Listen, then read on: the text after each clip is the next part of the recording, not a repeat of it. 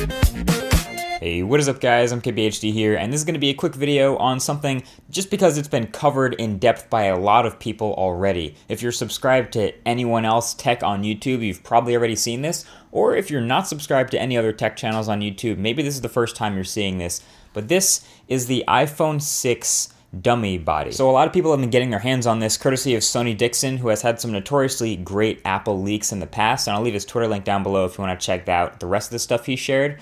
But this is supposed to be our first look at the body, shape, and size of the iPhone 6. But what it really is the dummy phone that a lot of the case manufacturers will use to create and start producing their iPhone 6 cases before the phone has actually been announced. So this is basically made up of all your rumors, all of your speculation, all of the things we know about the parts of the next iPhone to give a general idea of the shape and size that this next phone will be. So I'm gonna make this quick since it's been covered already, like I said, but there are three main characteristics that you're gonna wanna know about this before the next iPhone comes out because they're pretty much set in stone at this point, and that is the rounded edges, the much bigger display and slightly bigger bezels also, and the extreme thinness of this new phone. So for the rounded edges, this is just something about the design I've noticed since I've had it. It's a departure from all the iPhones we've had since the iPhone 4. The one right before it, the iPhone 3GS, was when it was last curved. And I'm not the first to say it, but this new dummy really reminds me of the HTC One M8 at a glance.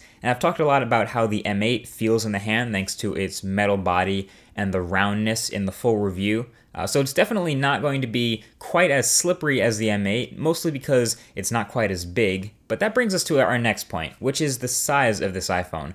Like I said, this is a big iPhone, the biggest phone Apple will ever make. This dummy sports a 4.7-inch display, and there are a whole ton more rumors that support this and a 1704 by 960 resolution.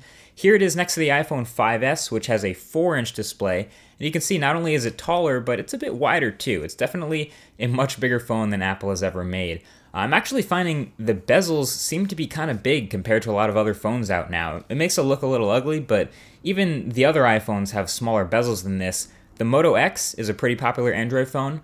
This also has a 4.7-inch display, but you can see it's much smaller than the iPhone 6 dummy and not nearly as tall. Of course, it doesn't need to make room on the front for a home button, but I feel like the iPhone has some pretty big bezels for the display you're getting.